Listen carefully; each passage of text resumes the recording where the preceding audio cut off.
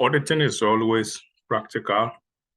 Auditing is more of a common sense approach if you understand the basics of accounting. We are dealing with financial audit, I mean.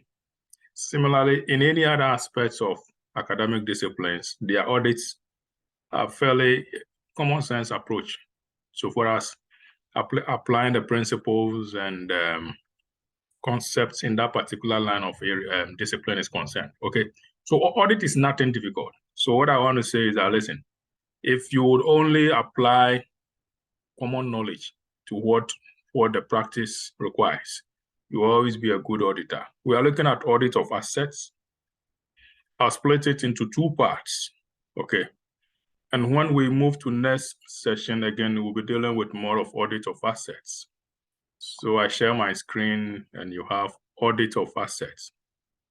Once again, this is a summary. So you take the core text and you have to delve deeper. So you find the core text chapter 15 of the Millichamp and Taylor's auditing manual. So chapter 15 deals with audit of assets. So we'll split it into two. We'll deal with the first part, and we'll deal with the second part also, still audit of assets. All right, let's start.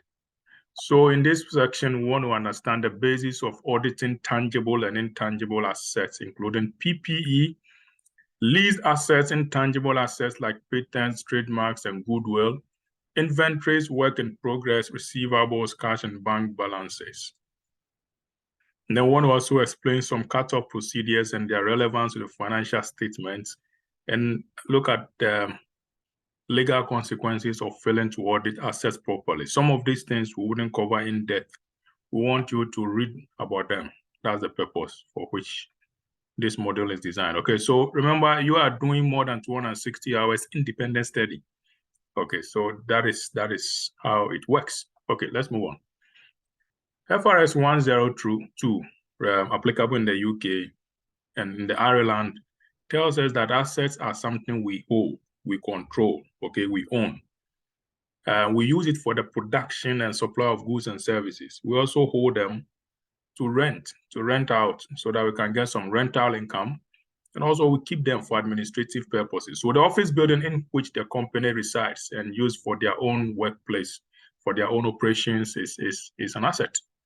Okay, any inventories that we process in order to supply goods and services, to provide goods and services to others, is an asset, okay? And if we hold some assets like a vehicle, we rent out to people, and they, yes, a fleet of vehicles, we rent out to get rental income. They are assets, okay? Now, assets are also expected to last for more than one period, okay? So this is where we want to clearly look at those assets which last for more than one period are not current assets. So inventories will not fit into this, of course, but the whole concept of what we are looking in here is not limited to only the non-current assets, but the current assets as well. Okay, so let's dig into it. So we're looking at both dimensions. So remember, in verifying assets, management will always tell you that these assets exist, that they own them, they control them from the definition of assets. So the management assertions that you normally would want to verify here is existence, rights and obligations. And also check, did they really present them correctly? Presentation. And then has everything been included? Have they included everything within? So completeness. So these are the management assertions you must always fish out and always must test when verifying or auditing assets.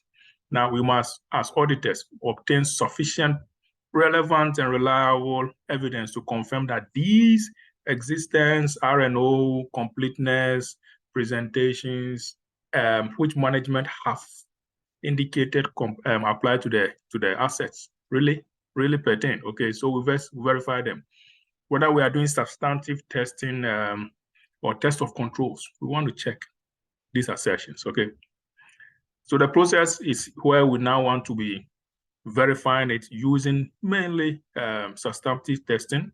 So test of balances, test of transactions. So we could do test of details to check whether completeness exists. Okay, within control testing, we could be looking at the rights and obligations. Within control testing, we could be looking at rights and obligations.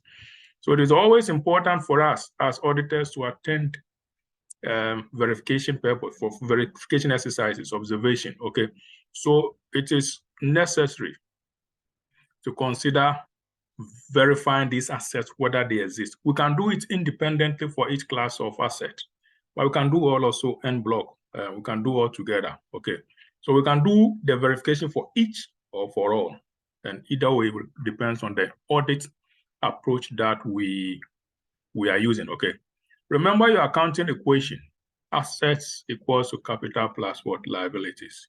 When we flip it on the other side, remember, assets minus liabilities will be equal to capital. If we bring the capital to the other end, capital will appreciate or increase as a result of profits made for the year, and it will drop as a result of losses made for the year. Retained earnings are added to the capital. That's what I mean. You should all ideally have a basic background of financial accounting. That's why I'm not going into teaching you what accounting equation is here. By implication, what we are saying is that assets minus liabilities minus the reserves.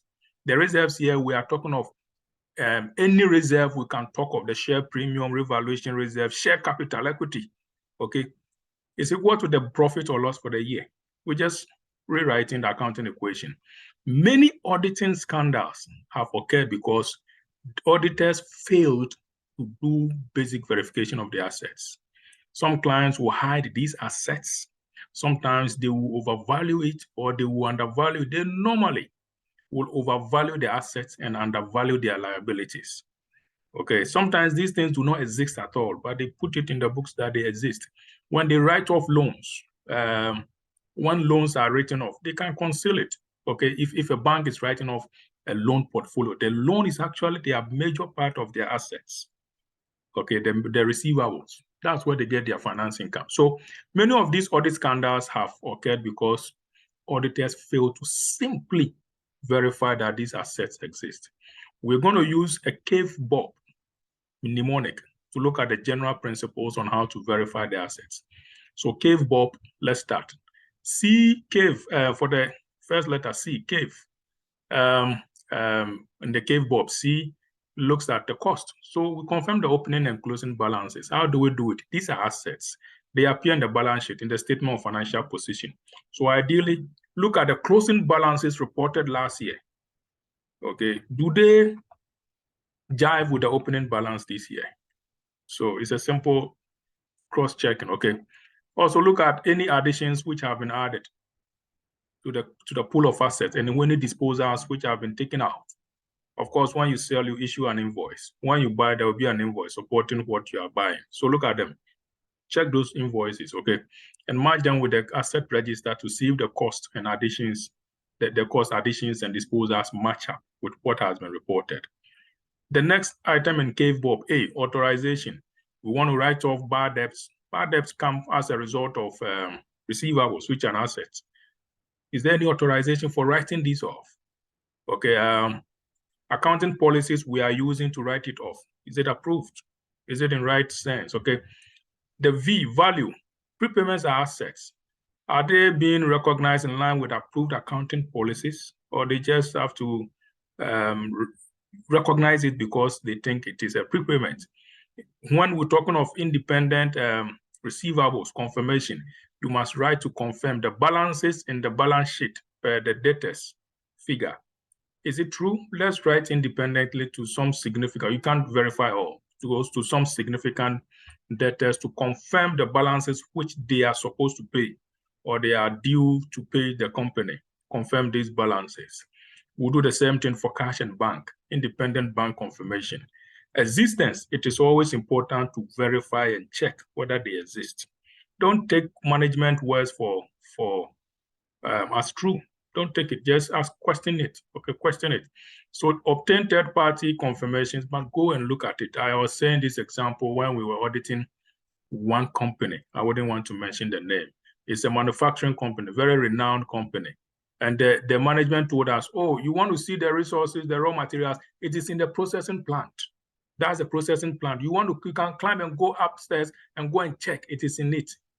And we said, what do you mean? You're already processing it. How do we know what you are processing contains 50 tons or 20 tons? We can't tell. We cannot tell. Okay, so we tell them no, we can't confirm. So we wrote those ones off. We noted it in our report.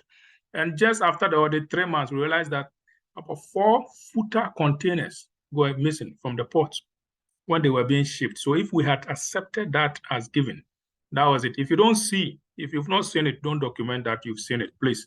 You'll find yourself in big trouble. Beneficial, Cave Bob, the B.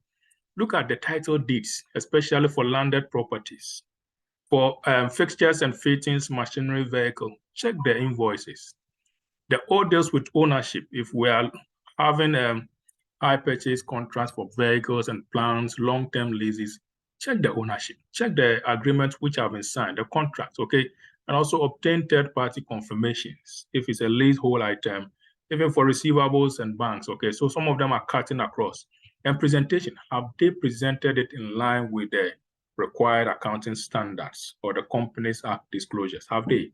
Okay, so that's a Cave Bob mnemonic which you could always use for verifying assets, okay, in general. Now, audits could always have problems if we don't do a good work. If we don't plan well, we'll have challenges, okay? So the importance of pre-planning is very critical to every successful audit. It is important that whilst you are planning, you could send out the secularizations, the receivable secularizations, so that they will confirm their balances. You could also send bank letters for bank confirmations so that they could also do what? Confirm those balances.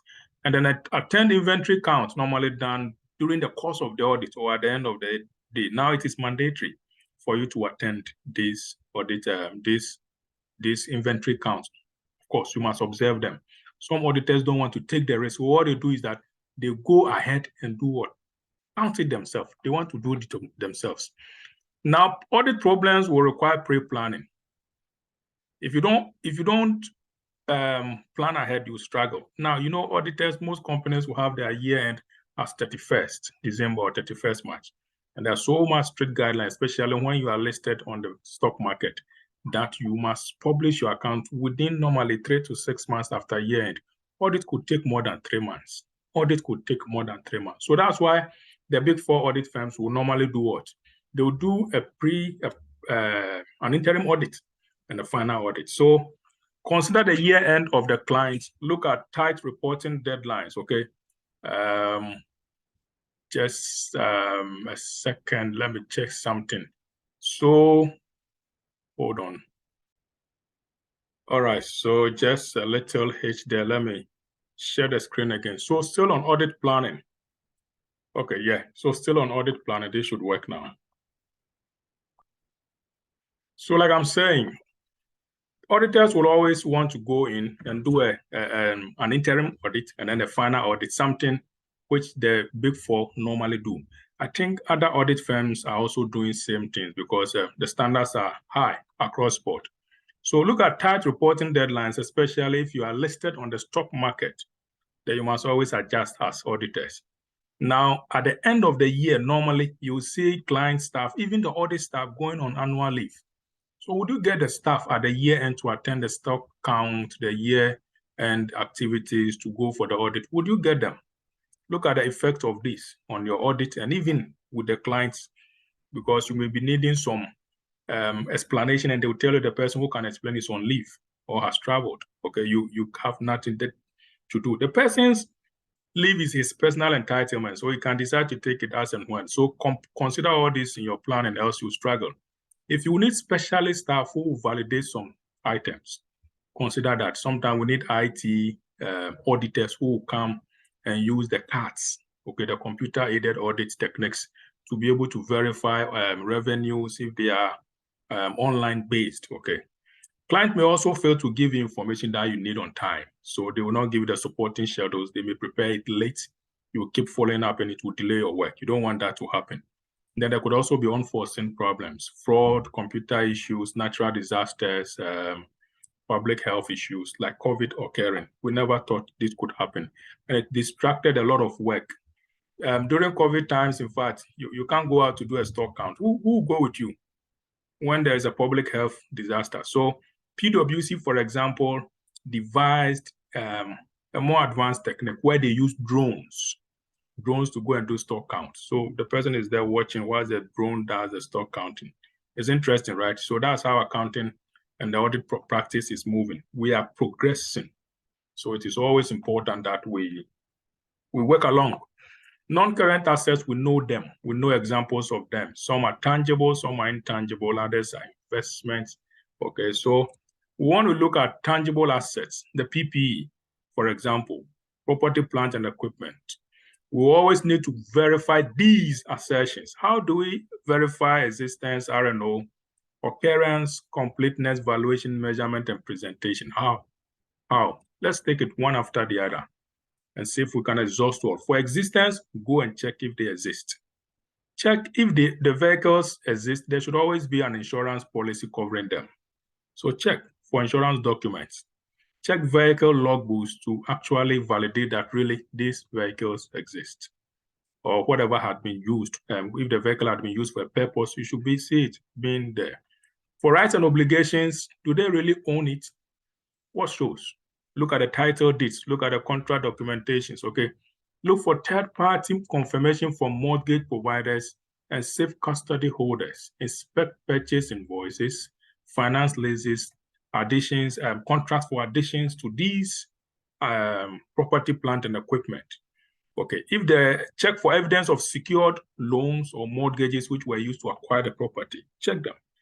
And of course, before you undertake or buy these significant or material items, the board must always approve it, because you dishing out more than 20 million pounds for a very material item that you need to run your business. Board of directors must actually validate and vouch and approve it. So look at the board minutes. Ensure that these additions were properly authorized and any disposals of assets were properly authorized and approved in the minutes. Occurrence, look for evidence again from the minutes. Did they really occur? Did we allow that to happen? And also you could look at the contract, the invoices to check whether it really occurred. For valuation and measurement, we are dealing with the mechanics here. So look at depreciation calculations. Are they in line with the company policy? Check to see if it matches with what has been inputted in the fixed asset register. Okay, what is the basis of their valuation? Sometimes we want to always revalue the assets. Who does it? Who does the revaluation? Does he have the necessary competence and expertise to run it? So check the background of the valuer. You always find this information from the HR or even from the board minutes or the board of directors. A peculiar point of contact should always give us this information. Also check for invoices and contracts which were issued as a result of someone who's done some valuation and paid, okay? Discuss any issues that you have found with the directors to confirm in writing. Capitalization of interest, is it in line with the borrowing cost IAS 23? Check VAT calculations, the input VAT, the output VAT calculation. Does it jive and the net effect, okay? Why input VAT? Why output VAT? Okay, check all of this. Also, check for inclusion of overheads in self-built assets. So we build our own assets and we try to include overheads. No, it is quite a clever approach, because if there are some overheads, the overheads are expenses. Okay, overheads are indirect costs. And you don't want the indirect cost to inflate your expenses. What do? You capture it in the assets. So at the end of the day, you are cutting down on expenses, you are increasing your assets. You want to make your books look nice. It's a creative accounting way, but I call it a fraudulent financial statement reporting practice. Impairment of value. Assets tend to get impaired. More or less, they lose their value over time. We are not going to go deep or examine you into impairment of assets. This is a whole topic you will meet under Advanced Financial Accounting or FE3, okay? And it is under IAS 36, impairment of assets. Let me give you some definitions, then we move on quickly. We always have what we call the carrying amount. Carrying amount is the net book value, okay? Net book value. So whatever asset you have, the cost less the depreciation, gives you the carrying amount. Okay, you know that one. Then we have the recoverable amount. So like the name sounds, let's take a layman's language. If this is an asset, and you think that when you dispose it off, you can recover a certain amount. This is a recoverable amount. So this you think it initially was 10,000, but if you want to dispose it off, how much will you recover from disposing this off? Okay, so recoverable amount is always looking at the fair value of the asset minus any selling cost which we would incur in disposing it off. That's one part of recoverable amount. And then we also have what we call the VIU, value in use. The value in use is that this asset, what it is value in use today, simply we are saying that this asset can generate future cash flows to us. Future cash flows. Now, those future cash flows, what it is present value today. You get it? So any asset will generate economic benefits to the company. So those future economic benefits that the asset will generate, what is its present value today? What's the present value today? Okay, so recovery amount is simply looking at compare the fair value of the assets minus any disposal cost if you want to sell it. Compare that figure to the value in use, the present value of all future cash flows. Which one is higher? The highest is what we term the recoverable amount. You made this again in IAS 36 in FE3. So keep that in mind, okay? So that's recoverable amount. Value in use, I've explained that. Then we also have a terminology we call cash generating unit. Go to the restaurant. In the restaurant, you know, there's a cutlery set, there are utensils, there's a fridge, there is the oven, there is the food processor, dishwasher. All of these help to ensure that food is prepared and served in a very nice way to get income, right? Without a cutlery set, it will be difficult. Do you want to serve the client so that he uses his hands to eat the ice cream? Do you want to, if without the oven, how would you warm the food? How would you bake the food? Okay, so all those individual assets, which cannot stand on their own, but they work together to ensure that they produce goods and services and generate income, is what we call the cash generating unit. All right, so we know what cash generating unit is, okay? Now, an impairment of assets, we treat this quite interestingly in a very nice way. We are not going to do financial accounting today there, but just want to teach you. Management must clearly tell us if there has been any impairment of assets. So in the impairment of assets, you want to compare the recoverable amount to the carrying amount. In the books, the net book value of the asset is 10,000. But in reality, when we sell the asset, we are going to get 5,000 recoverable amount. It means the asset is impaired. Okay, so you must actually weigh what have we kept in the books? What is the real recoverable amount? If it so happens that the recoverable amount is higher than what is in the book, then there's no impairment. Sometimes some people will try to revalue it upwards. Okay, it depends on the accounting policy we are using. Now, if a review has been carried out, then auditors must audit this impairment review. And recoverable amounts will always require estimation. It's very key. It may be subjective. But check, is there an active market to check whether the net realizable value, we mean the fair value less cost to sell. That's the NRV. So check, is there an active market to tell that, yes, the fair value of this asset is 10,000, and when we are selling it, legal cost, disposal cost is 5,000, so the next figure is 5,000. Is there a market? If there is no market, then we have to calculate the value in use. We cannot use the NRV, net realizable value, okay? All right, so if either a fair value or value in use is higher than the carrying value, then asset is not impaired, okay?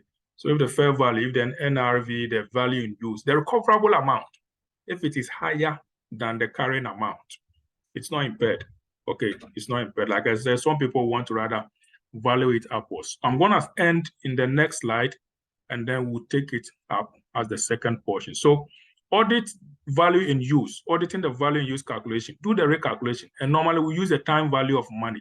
It's a simple thing we all know from your financial management, which you've learned in the past. Look at the time value of money. Use the discount factors or discount tables, the present value, okay? You know the formulas. So you discount it. You discount the future cash flows to the present value by simply multiplying that future cash flow times the discount factor tables, okay? You want to calculate, you can recalculate, okay? You can also compare cash flows with projected cash flows and see whether they jive. What are the discrepancies? Why? Why the variance? Look at long-term average growth rates. And if you're not too sure, consult external sources so that they can confirm what has been projected to be true or false. Benchmark the performance of the company or their valuation to competitors' valuation of similar assets and check whether the client is overstating theirs or client is being honest. Ensure that all costs of maintaining the assets are included. What about the end of life income disposal costs? Are they included? Ensure that cash flows from financing and tax are excluded. And compare the discount rate, like I said, the discount rate, which helps us to get to the discount factor, with market rate to ensure realistic and meets market expectations. I would have ways to show you some calculations here, but we don't want to. We're not going into advanced audit and assurance where you do some calculations. Neither are we doing advanced financial management. No, so no calculation. But ensure, like I'm saying, auditing is more of what? Common sense approach. And we want you to always apply what you know in your accounting to the practice.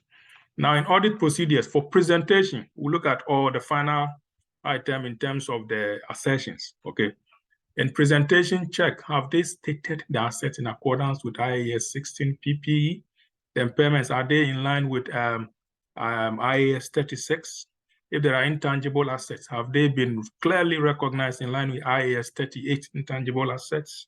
Okay. If there is a goodwill, compare whether it matches with IFRS 3, goodwill in business combination. Okay, so check against the various standards which exist. Okay, ensure assets purchased under lease are clearly separately stated. So leases, we normally will have a long-term liability component and a long-term and then a current liability component. So check whether they've clearly split them. We'll go to liability audits, but I'm just bringing it here that any asset purchased under leases, state them clearly, leasehold assets from freehold assets, and ensure that you've correctly disclosed the assets shown at the valuation. We'll go for the next section after this. So take note at the audit procedures, and we'll continue with this addition and disposals and income. All right. So I'm going to end here. And we'll come back again. All right. So friends, good to see you once again. Audit is all about common sense approach. Nothing complicated, nothing difficult. Just make sure you do what? You apply your basic accounting principles and tenets, and you are good to go. All right. See you soon. Bye.